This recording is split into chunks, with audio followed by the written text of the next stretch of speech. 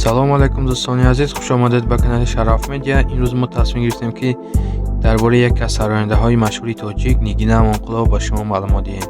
Барои пешрафти кори мо шумо дар комментария фикру ақидоятон ронай сунед ва дар видео лайк гузоред ва инчунин дар канали Шараф Медиа обуна шавед ва дӯстони худро даъват намоед. барои дастгирии ҳаматон ташаккури зиёд. Ба шумо тамошои ба фароғат хоҳанам.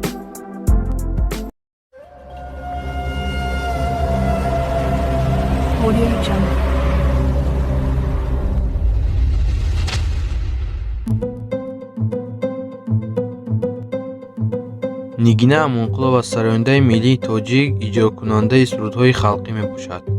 Нигина Амонқулова 30 январи соли 1986 дар шаҳри Панҷакент ба дунё омадааст. Нигина дар оила фарзанди ягона набуд ва ӯ 4 бародари дигар бо номи Хуршед, Хусрав, Хаём ва Ҳамидҷон дорад. Нигина Амонқулова дар мактаби мусиқӣ таҳсил накардааст, аммо муҳаббати ӯ ба мусиқӣ ва истеъдоди овозхонӣ аз бобояш, ки сароянда ва иҷрокунандаи асбоби миллии рубоб буд, мерос гирифтааст. Нигина дар кӯдакӣ танҳо барои хушнудии худ суруд мехонд. Вақте ки духтар мактабро ба итмом мерасонд, ӯ аввал дар назди мардум бо суруди композитсияи худаш «Алвидо мактаб» баромад кард. ҳунарнамои сарояндаи майл дошта дар назди тамошобинон як лаҳзаеро ба вуҷуд овард. Нигина орзу дошт ки табиб шавад ва баъди як муддате ӯ ба донишгоҳи тиббӣ дохил шуд. Дар вақти таҳсил Нигина байтҳои шаҳр ҳамчун иҷрокунандаи сурудҳои халқӣ даъват карда мешуд. ӯ бо хушнудӣ дар чорабиниҳо иштирок мекард. Нигина Амонқулова соли 2006 коллеҷро хатм карда ва бо даъват ба донишкадаи санъати бо номи Турсунзода дохил мешавад. Падару модараш аз интихоби Нигина норозӣ буданд, зеро санъатро кори сабук меҳисобиданд. Пас аз як сол Нигина Амонқулова донишҷӯи Консерваторияи Тоҷикистон ва солисти ансамбли Дарья шуд. Дар тӯли фаъолияти мусиқии ӯ 7 албоми овозхон бароварда шуд. Нигина Амонқулова на танҳо дар ватани худ, инчунин дар Осиё ва Аврупо низ ҳунарнамоӣ мекунад. Соли 2007 Нигина бо амакбачааш Фирӯз хонадор мешавад. Шавҳараш ба ҳайси соҳибкор кор мекунад. Вай зидди фаъолияти ҳамсараш нест. Аз муваффақиятҳои Нигина ифтихор мекунад. Агар имкон бошад, дар корҳояш ба ӯ кӯмак мекунад. соли 2008 онҳо соҳиби як фарзанд бо номи Азамат шуданд. айни ҳол Нигина соҳиби 2 писар мебошад. инак мо ба анҷоми барнома расидем. барои пешрафти кори мо шумо дар комментария фикру ақидоятон ронай сунед ва дар видео лайк гузоред ва инчунин дар канали мо обуна шавед ва дӯстони худро даъват намоед. барои диққататон ташаккури зиёд. хайр то барномаҳои дигар. худо ёру мададгоритон бод.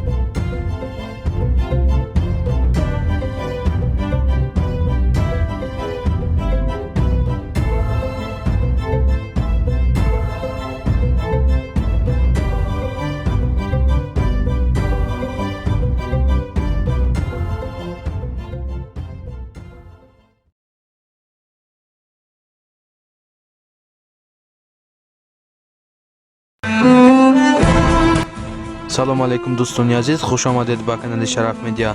имрӯз мо тасмим гирифтем ки дар бораи яке аз беҳтарин ҳунарманди тоҷик Моҳпайкар Ёрова ба шумо маълумот диҳем. барои пешрафти кори мо шумо дар комментария фикру ақидаҳоятон ронавӣ сунед ва дар видео лайк гузоред ва инчунин дар канали Шараф Медиа обуна шавед ва дӯстони худро даъват намоед. барои диққататон ташаккури зиёд. ба шумо тамошои ба фароғат хоҳанам.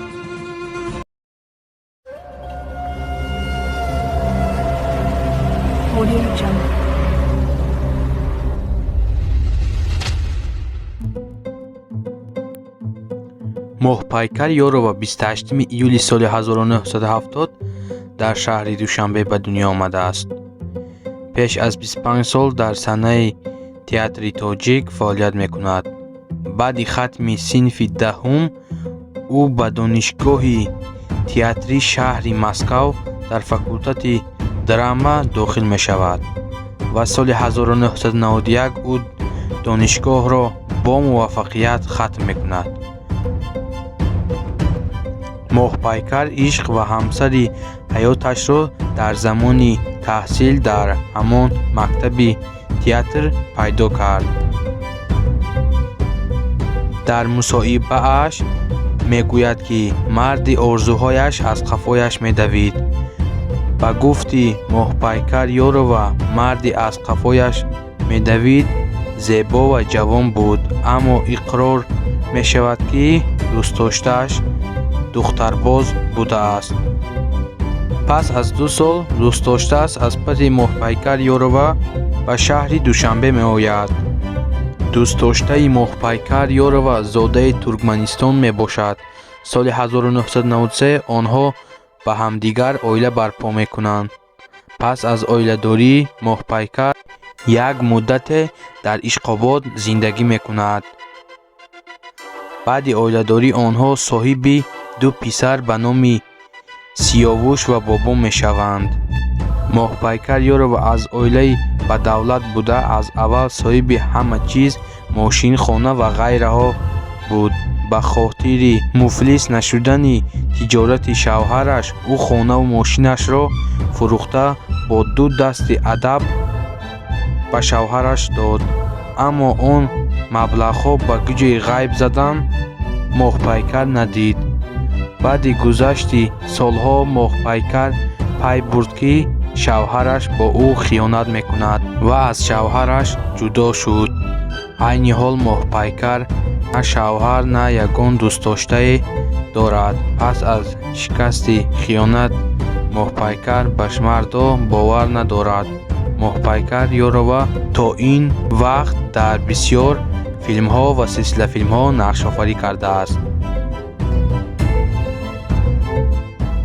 инак мо ба анҷоми барнома расидем. барои пешрафти кори мову шумо дар комментария фикру ақидаҳоятонро нависонед ва дар видео лайк гузоред ва инчунин дар канали Шараф Медиа обуна шавед ва дӯстони худро даъват намоед. хайр, то барномаҳои дигар. худо ёру мададгоратон бод.